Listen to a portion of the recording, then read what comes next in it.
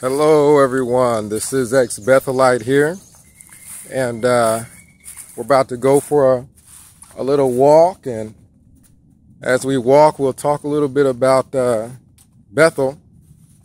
I can only describe my feeling after having been at Bethel for some time and seeing a sharp contrast from what I was raised to think Bethel was and what I was seeing on a daily basis. I don't mean small things, I mean big things like racism, racial slurs, fights, all kinds of things were happening, and things weren't sorted out based off of what was right and what was wrong. It was sorted out based off of favoritism, who you were, and whether or not your overseer liked you or liked the other person involved. And it was shock. It was shock. It was literally shocking. It was like being in shock. And you can't get over that shock because the next day or a few days later, something else is going to happen. Now, let's enjoy this walk here. I'll turn you guys around and we'll just talk a little bit about some things. Really nice day, but it might rain in a little bit. So we'll try to enjoy our walk as long as we can here.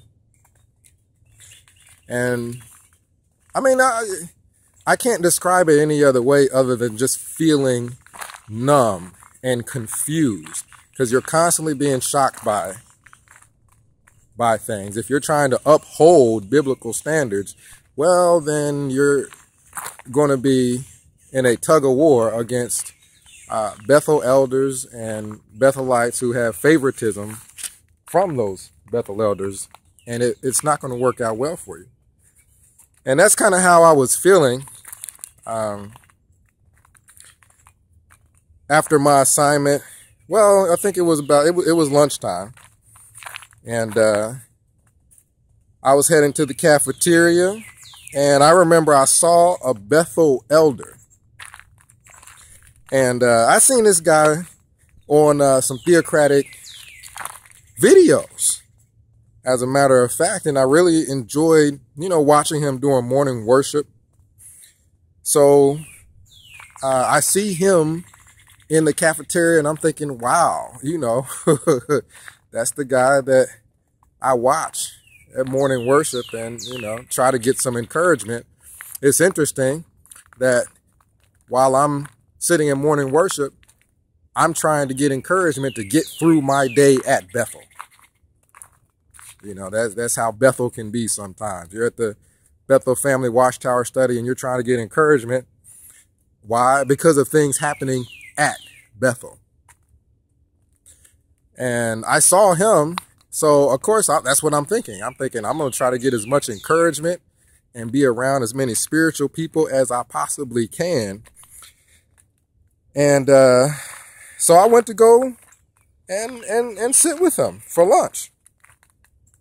Now, I was like so excited about sitting at this Bethel elders table who have been on morning worship and everything. Like, I really like this guy. And I didn't really realize that there were several visitors at the table. At lunch, you normally take note of that, whether or not you're sitting at a table with all Bethelites or whether you're sitting at a table with people that are on a tour. It's a little bit different as far as your conduct when you're sitting with people you work with every day and you're sitting with someone that's traveled clear across the country just to go see what they think is a paradise. So I noticed that there were visitors at the at the table with us, And there were some pretty young sisters there. And the Bethel elder was single, because I remember some Bethelites saying that something had happened to his wife, but they didn't tell me all the details. I don't know exactly all, what happened, but I knew he was single. So the Bethel elder spoke to the young sisters there pretty much the whole time. He didn't really even eat. Like, he sipped on some of his water or tea or whatever it was he had. And he asked the sisters, if they were ready to come stay at Bethel. And they laughed and said, yeah, if we get accepted. And he then said, I can only guarantee that one of you will get to stay at Bethel. And that would be whichever one of you beautiful girls marries me will get to live in Jehovah's house. Well, they all laughed and said, we wish we could, but we are 16. One of them said that. We wish we could get married, but we're 16. Now, several things were going through my mind. One thing I was thinking is that he must be just, joking. I wasn't taking it that seriously, because I was thinking, oh man, he must be joking. And, just trying to encourage those young sisters to come to Bethel. So I'm eating and morning, how are you? So I'm eating and the other Bethelites there eating and no one's thinking much of it at all.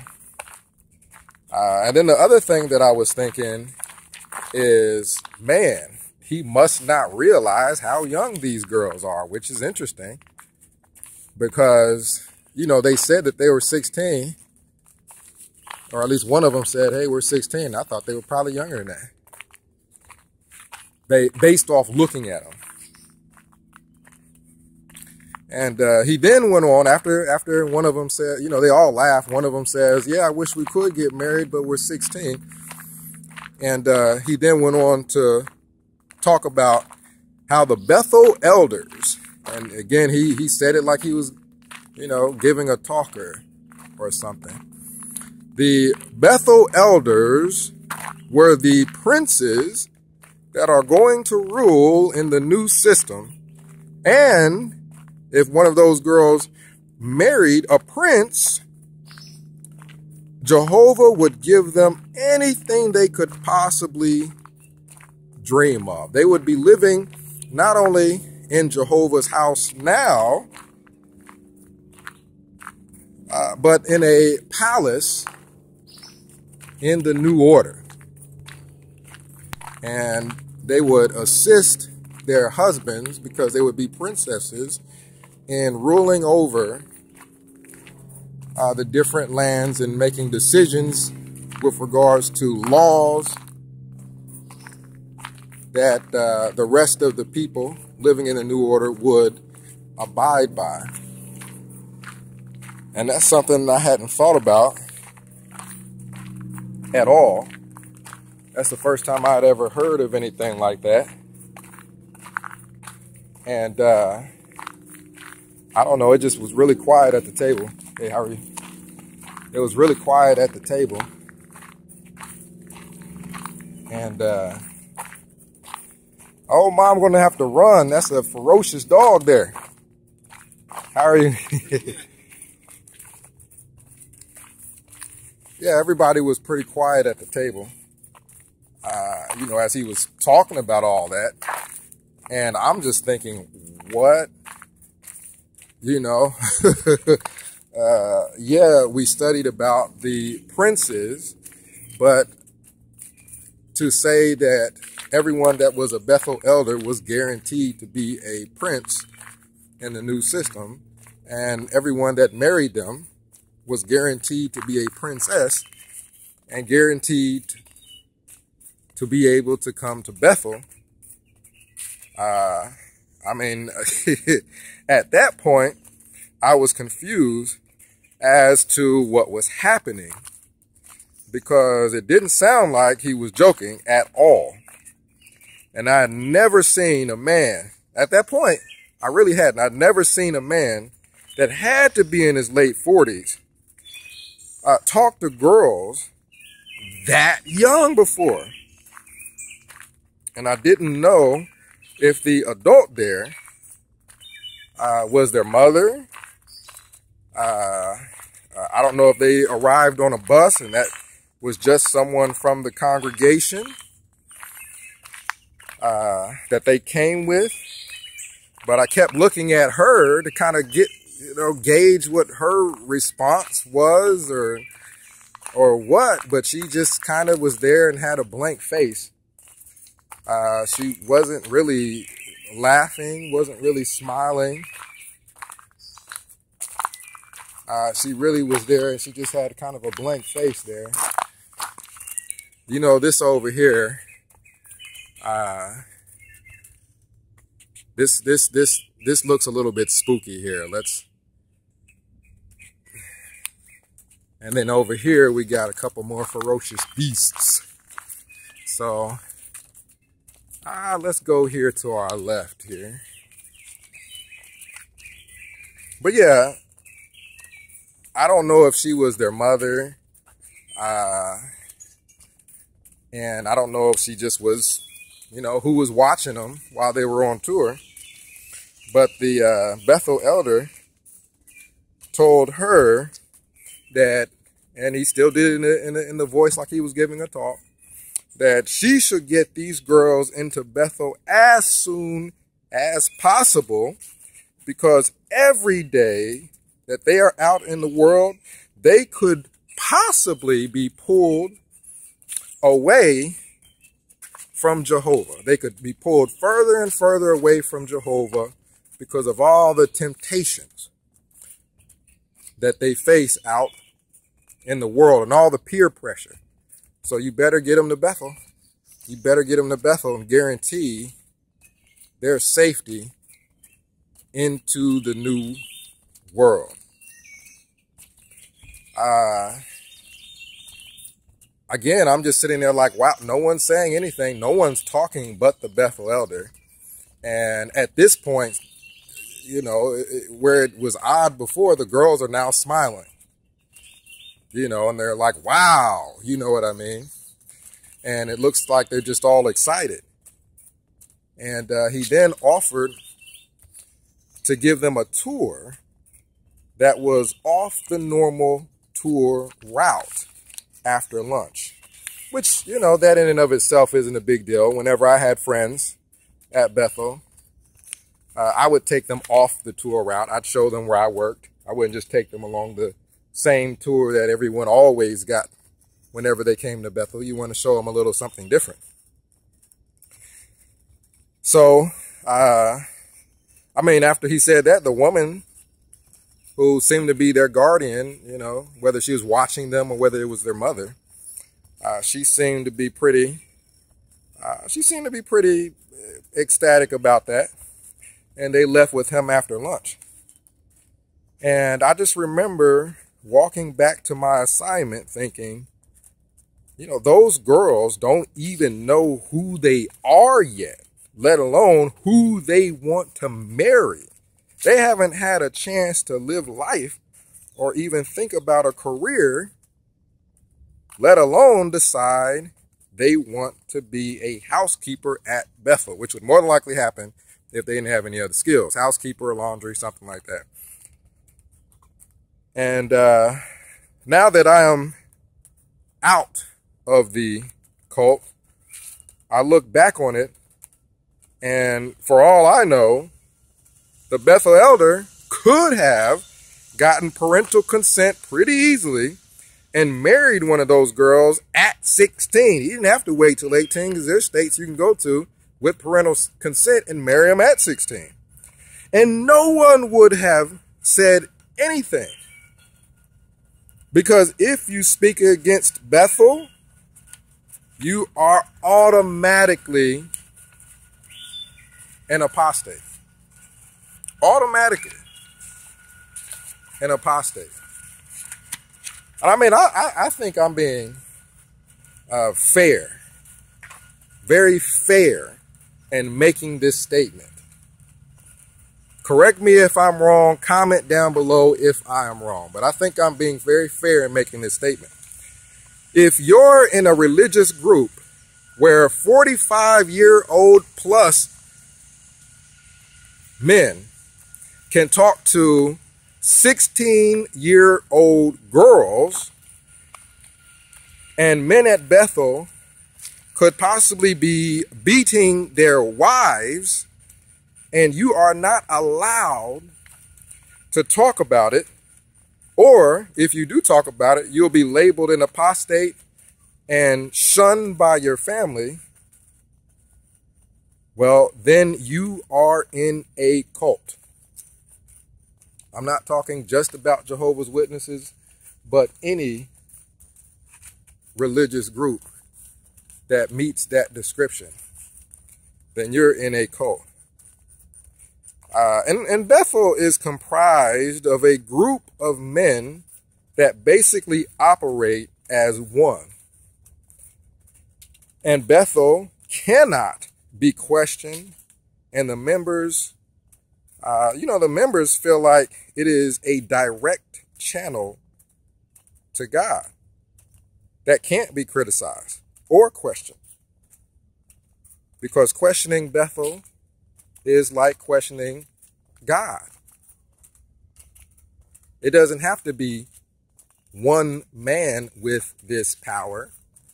An organization with that power, a group of men with that power, can do just as much damage as one man with that power. People want to make the claim that it can't be a cult unless it's only one man with that type of power. Well, what about a group of men that operate as one?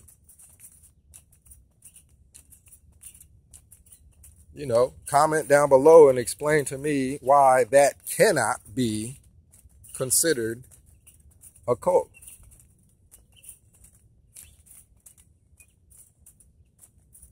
I mean,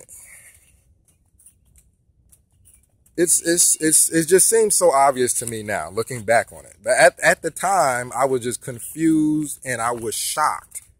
And I was, I guess, going through the process of deprogramming because my mind couldn't possibly accept what my eyes were seeing. So I was fighting the reality of what I was saying based off what I was taught. So that's cognitive dissonance. The cognitive dissonance was very strong. So I wasn't really, shunned when I got back from Bethel and started to tell people about things like this. I wasn't shunned for committing immorality. I hadn't been to any other church. I was born and raised a witness. I hadn't been anywhere else. So I sure enough wasn't shunned for spreading any other kind of a teaching. I wasn't doing anything unscriptural. Just got back to Ohio and from Bethel and whatnot after living in New Jersey for a while. I mean, I was shunned because I told the truth about the organization of Jehovah's Witnesses, which is a cult. There was no other reason for my family not to speak to me other than that.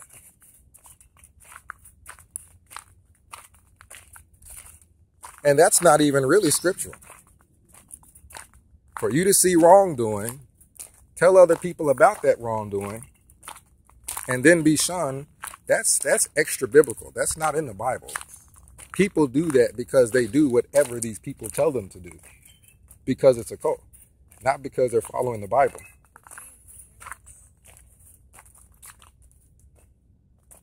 This is an extremely nice day. Hello, how are you? Doing well.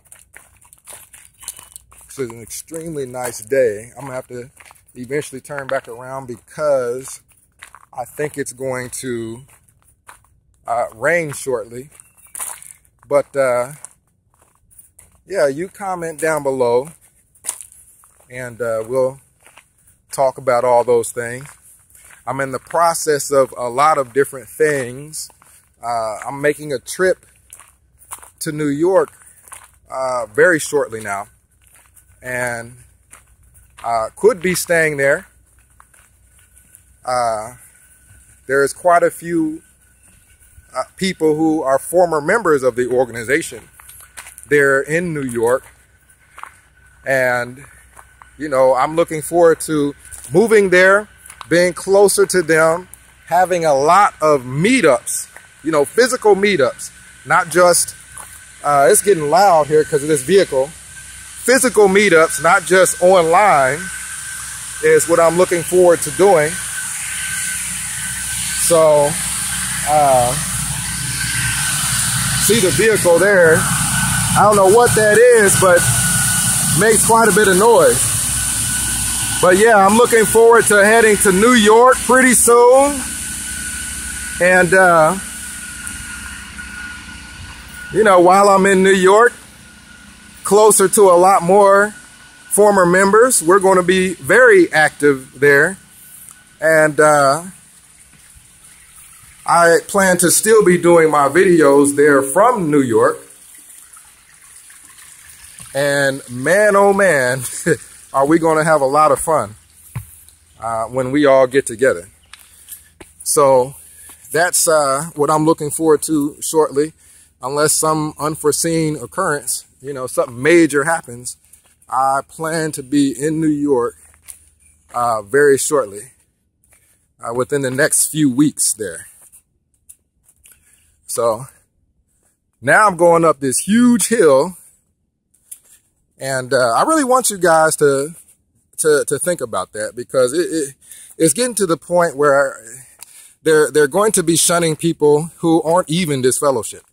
If this is what they're speaking about at the assembly, then they have more than crossed the line of being a cult.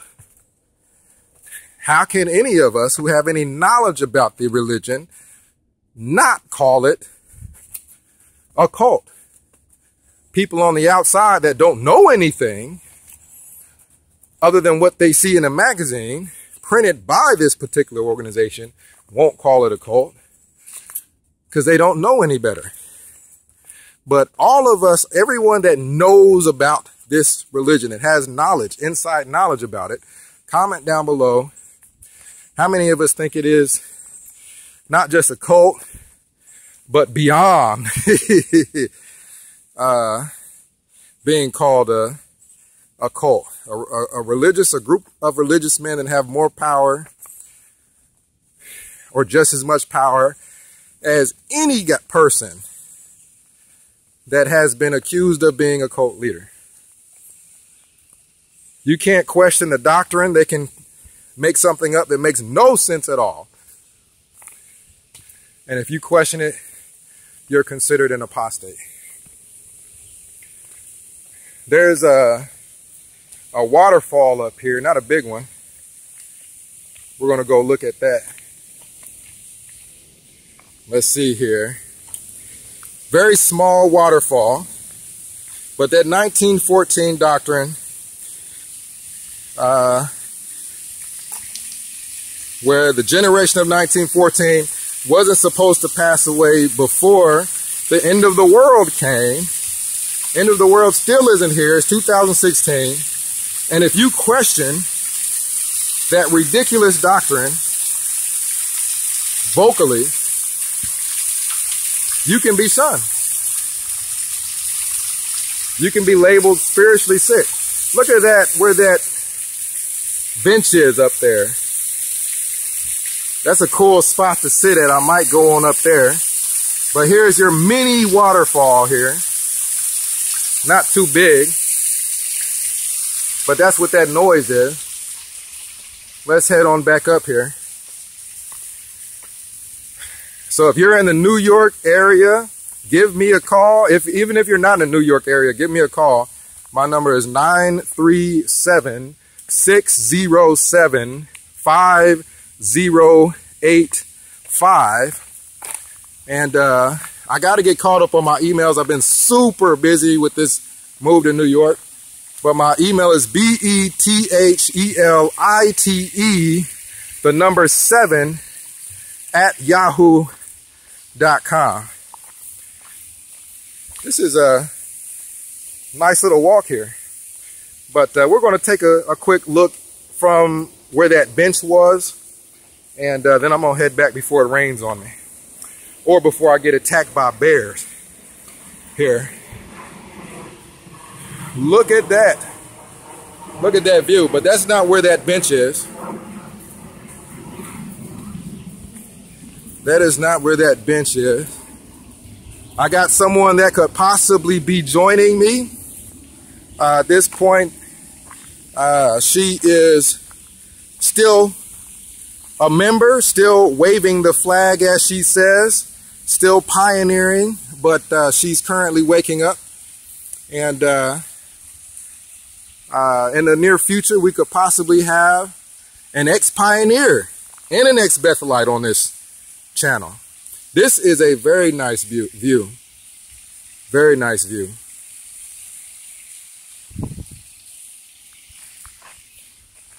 Bench looks safe to sit on.